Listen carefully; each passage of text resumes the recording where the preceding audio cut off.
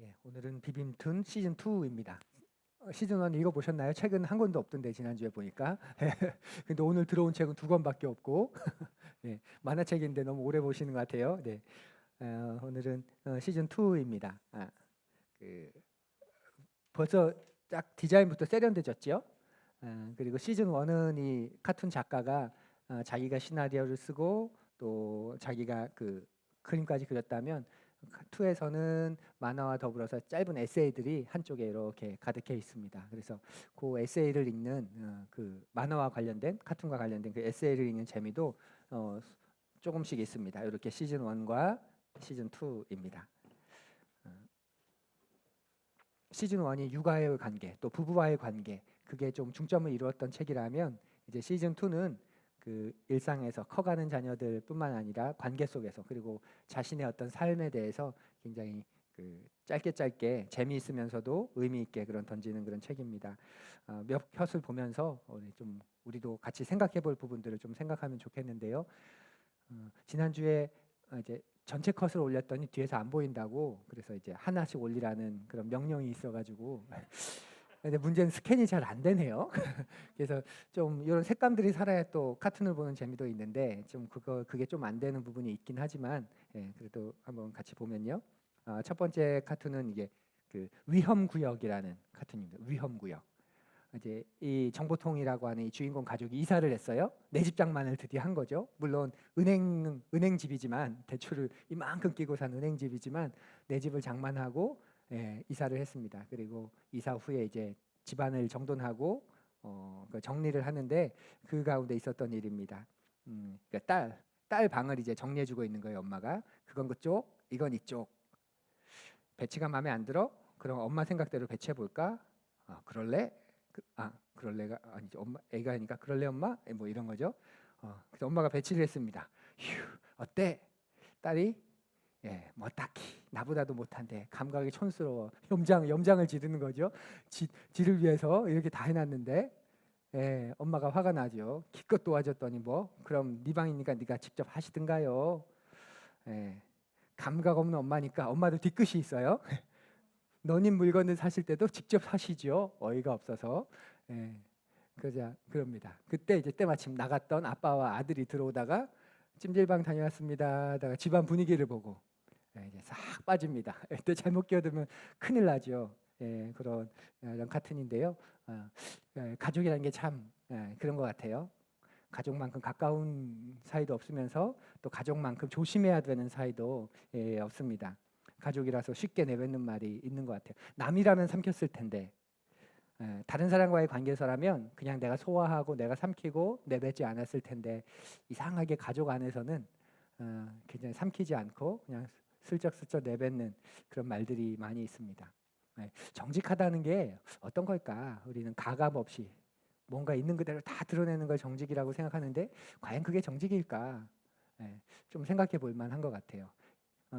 한때 그런 말 많이 들었어요. 기도하겠습니다. 그런 인사 하지 말라고. 기도도 안 하면서 되게 영적으로 보이고 좀 홀리하게 보이려고 기도할게요.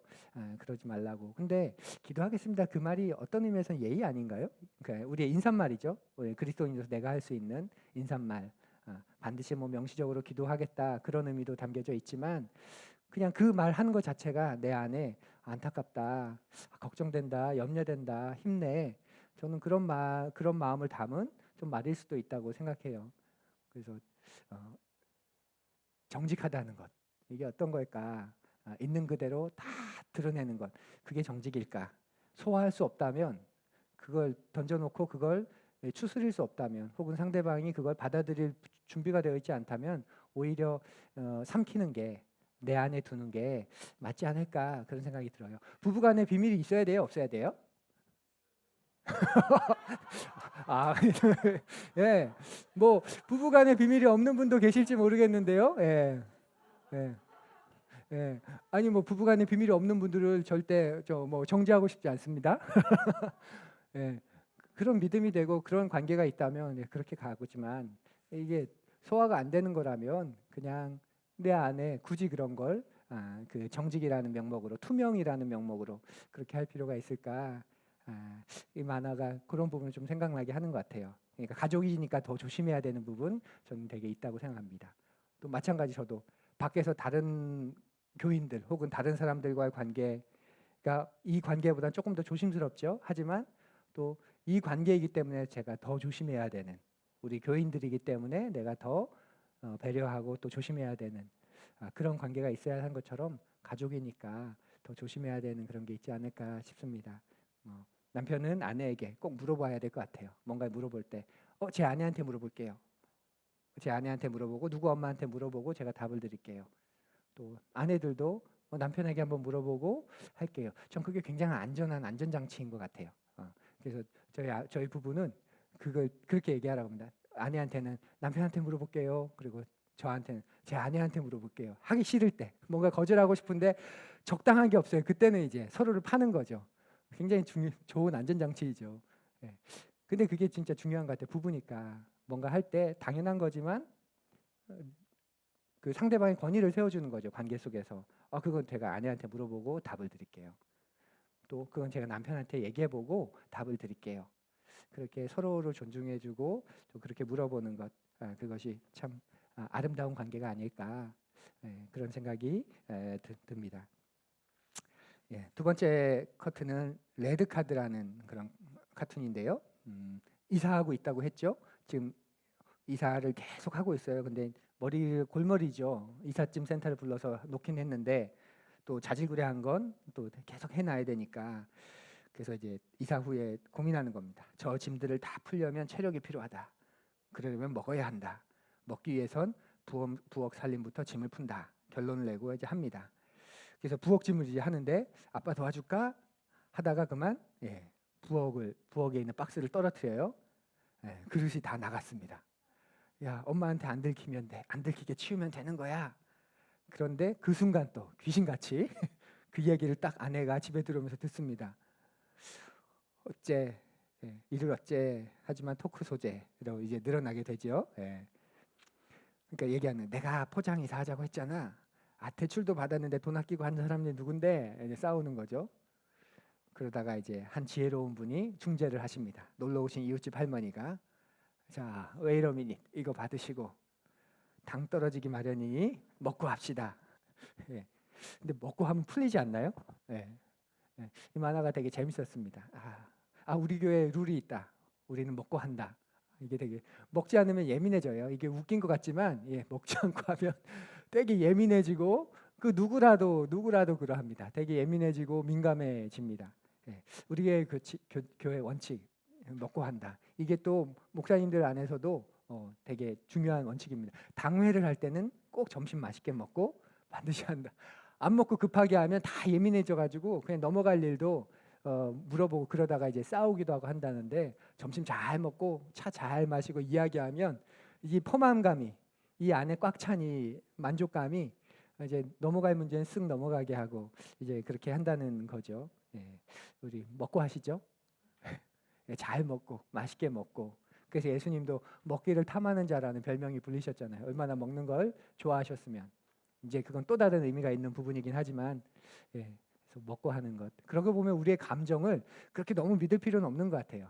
초콜릿 하나 먹고 나면 갑자기 부드러워지는 게 막 눈이 뜨이는 게 우리인데 마치 이 감정이 막 나인 것처럼 정말 진솔한 나를 대변하는 것처럼 이 울분과 이 어떤 분노와 이게 정말 매우 합당한 것처럼 생각하는데 초콜릿 하나 먹고 나면 그 시원한 아이스 아메리카노 한 잔 마시고 나면 싹 사라지는 게 또 우리 감정이기도 합니다. 그래서 먹고 하는 것 이게 의외로 좋은 관계 속에서 그 해결책이 있다. 싸우고 싶으실 때 가족 간에 뭔가 분란의 소지가 있을 때 일단 그날따라 좀 잘 드십시오. 상대방이 좋아하는 것. 저희 집은 치킨과 연어면 다 해결됩니다. 일단 약간 혼날 만한 기미가 있을 땐 연어 쪽으로. 아이들한테 뭔가 요청할 땐 치킨으로 가면 거의 100%. 그래서 우리가 그런 존재다는 걸 또 뭐 환영하는 것도 전 되게 좋을 것 같아요. 십시일반이라는 만화도 저한테 되게 좋았습니다. 이제 외국인이 한국에 방문해서 이제 한국에서 느끼는 소외를 이렇게 얘기하는 건데요. 그리고 또 한국 사람들은 먹는 걸 참 좋아해요. 대화 중에도 일과 먹는 것이 섞여 있고 그래서 밥값 해야지 다 먹고 살자고 하는 일인데 우리가 먹는 것과 관련된 말들이 되게 많이 있죠. 예. 욕도 우린 먹잖아요. 욕 먹었어? 예. 예. 음식 방송도 많고 음식 배달 오토바이는 한국의 상징이 되어 있죠. 조선시대 바다를 건너와 조선에 도착한 프랑스 신부들은 자신들도 가난한데 고아를 마을에서 걷어 나눠 먹이는 모습을 보며 감탄했대요. 그러니까 젖동량 같은 것도 그런 것도 있었죠. 되게 희한한 문화이죠. 정말 세계에 없는 그렇게 먹는 거에 진심인 나눠 먹는 거에 진심인 민족입니다. 그런데 그 모습이 요즘엔 어떻게 드러나냐면 아 배고파 맛있는 냄새 나는데 마이클 배고프지 이리 와 같이 먹어 저는 주문 안 했어요. 그러니까 야 밥 숟가락 하나 올리면 되는 건데 그냥 이리 와 같이 먹자. 가지 그대로 남아 있다. 이게 우리 안에 되게 따뜻한 문화 이거 모습이기도 합니다. 근데 이런 정이 되게 좋기도 하고 하는데 이 그 초기 선교사님 이야기가 잠깐 있어서 근데 선교사님들 두 종류라는 거 아세요? 크게 대부분의 선교사님들과 몇몇 선교사님, 대부분의 선교사님들이 조선에 처음 와서 느꼈던 조선에 대한 마음은 어땠을까요? 굉장히 부정적이었습니다.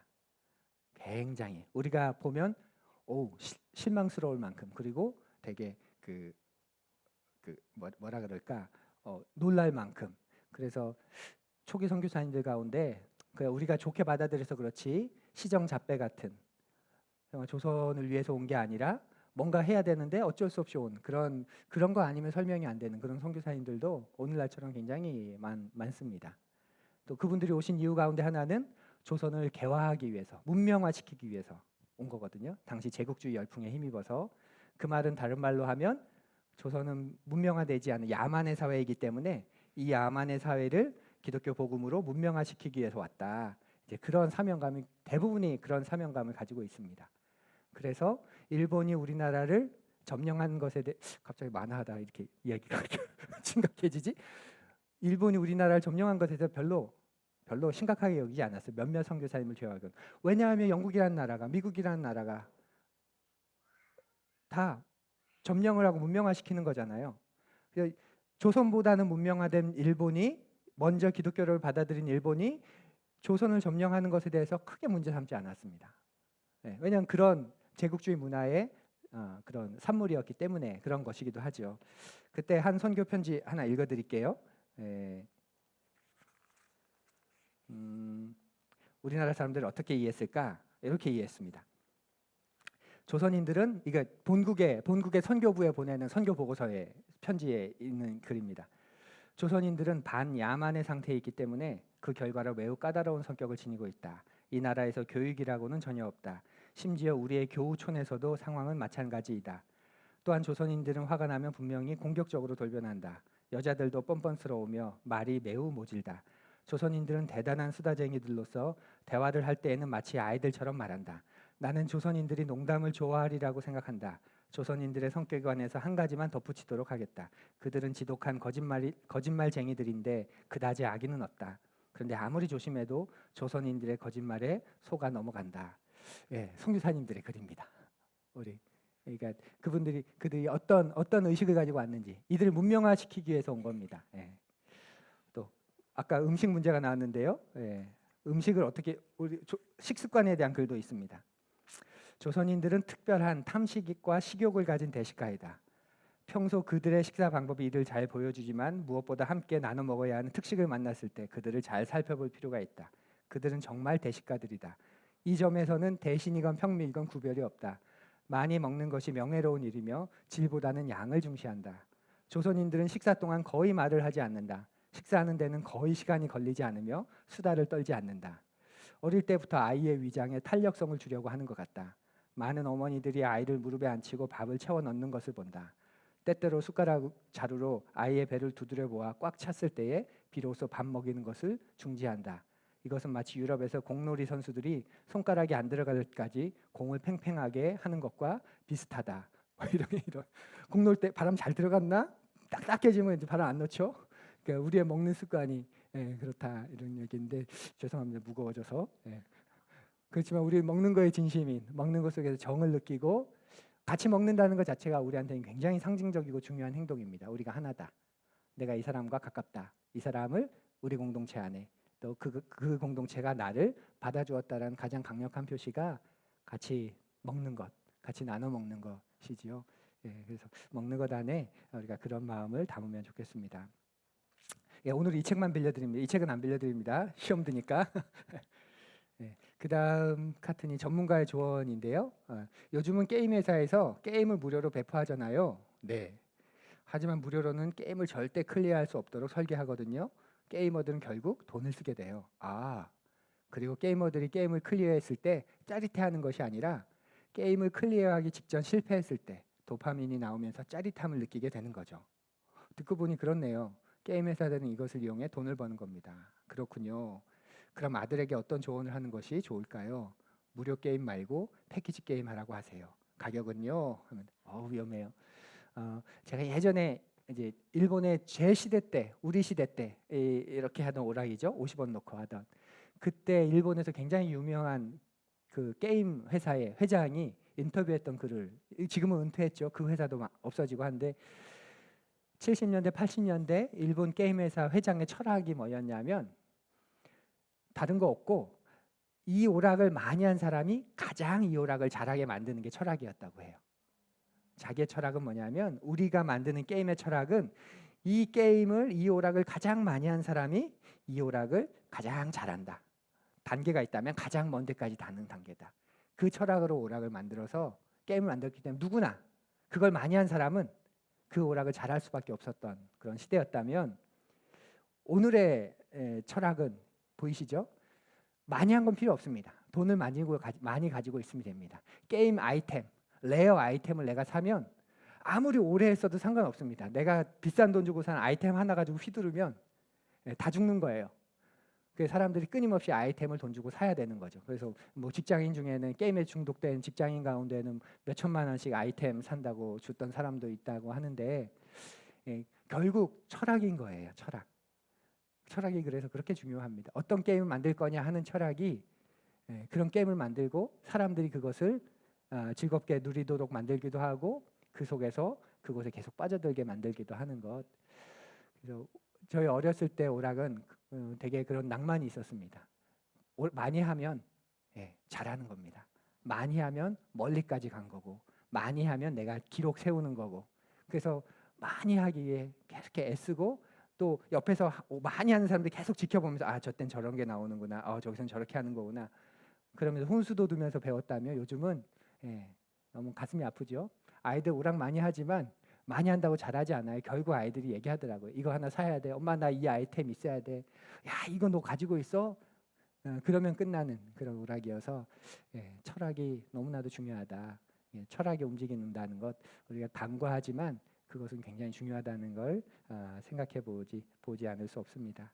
우리가 가지고 있는 철학대로 우리 교회가 가진 철학대로 우리도 신앙생활을 할 수밖에 없고 그래서 계속 그걸 좀 점검해 보아야 하는 거고 거기에 비추어서 좀 보아야 하는 거겠죠. 그래서 여러분들이 그런 생각들을 계속 하셔야 돼요. 우리 교회는 이런 교회 아닌가요? 우리 교회는 이런 철학을 가지고 있는 거 아닌가요? 우리 교회는 이런 걸 중요하게 여기지 않나요? 그러면 이런 건 좀 안 맞지 않나요? 이렇게 가야 되지 않나요? 그런 자정 능력이 우리를 굉장히 건강하게 하고 문제를 일으키는 게 아니라 그런 것이 우리를 이제 깨어 있게 만드는 것이죠. 그래서 관심을 재미있냐 재미없냐, 즐겁냐 즐겁지 않냐 그것에 기준을 맞추면 우리가 별로 고민하며 살진 않을 것 같은데 우리는 무엇을 그리고 살아가는가? 우리에게는 어떤 큰 그림이 있는가? 그래서 그걸 가지고 그래서 제가 말씀드린 거 우리 푸른 교회잖아요. 여러분 푸른이잖아요. 우리 녹색 교회잖아요. 그럼 이렇게 해야 되지 않을까요? 계속 그렇게 이야기하면서 우리 스스로를 하고 못하건 계속 이렇게 경계하는 이유가 거기에 있습니다. 또 다른 카트는 다 다르다라는 카트입니다. 초등학교에서 이제 장래희망이 뭔지 저희 때는 뭐였죠? 여러분 때는 장래희망 1번 대통령 순수하던 시절입니다. 80년대 후반부터는 대통령이 사라집니다. 아이들 장래희망에서 뭐 근데 그 전에는 법관, 대통령, 뭔가 사회와 세상 유익을 끼치는 그런 의미였어요. 크게 성공한다기보다는 뭔가 유익을 끼치고 있는 세상과 사회에 기여하고 싶은 그런 마음이었죠. 요즘은 어떨까요? 저는 먹방 유튜버가 되고 싶습니다. 맛있는 것도 먹고 또 돈도 벌 수 있으니까 너무 좋죠. 저는 여행 유튜버가 되고 싶습니다. 세계 곳곳 소개하고 각국의 다양한 친구들도 사귈 수 있으니까. 저는 뷰티 유튜버가 되고 싶습니다. 나도 예뻐지고 구독자에게도 자신감을 줄 수 있으니까. 선생님이 점점 이제 힘 빠지고 있습니다. 그렇구나. 그런데 다들 같은 직업이네. 그렇게 되면 너무 경쟁이 심해지지 않겠니? 왜요? 나는 먹방이고 얘는 IT고 얘는 뷰티고 얘는 여행이고 난 게임인데 겹치는 게 하나도 없는데. 예. 이게 오늘날의 문화인 것 같고, 예. 그렇게 이렇게 봐줄 수도 있구나 그런 싶은 것 같아요. 예. 이 카툰 이 컷을 고른 이유는 제가 궁금해졌기 때문에 그렇습니다. 여러분의 장래 희망은 뭐였습니까? 초등학생 때 예, 대통령 나왔고 예. 우리 전사님 장래 희망이 뭐였어요? 많았어요.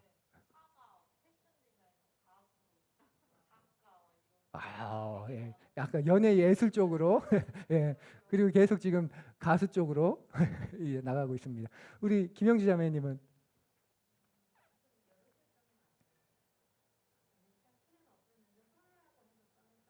음.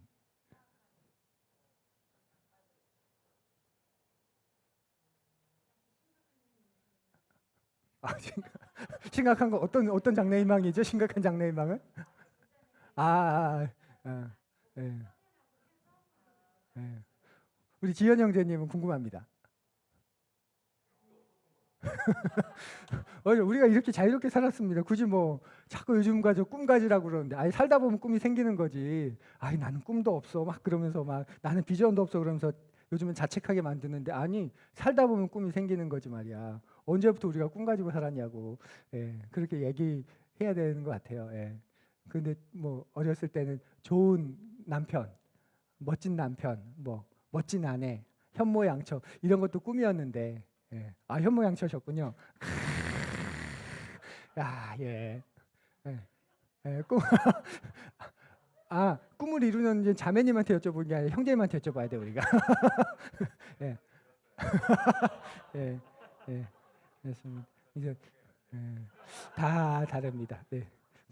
요즘 여러분의 꿈은 무엇입니까? 예. 요즘 우리를 향한 하나님의 꿈, 또 우리가 가지고 있는 우리 공동체 안에서 우리가 가진 우리의 꿈.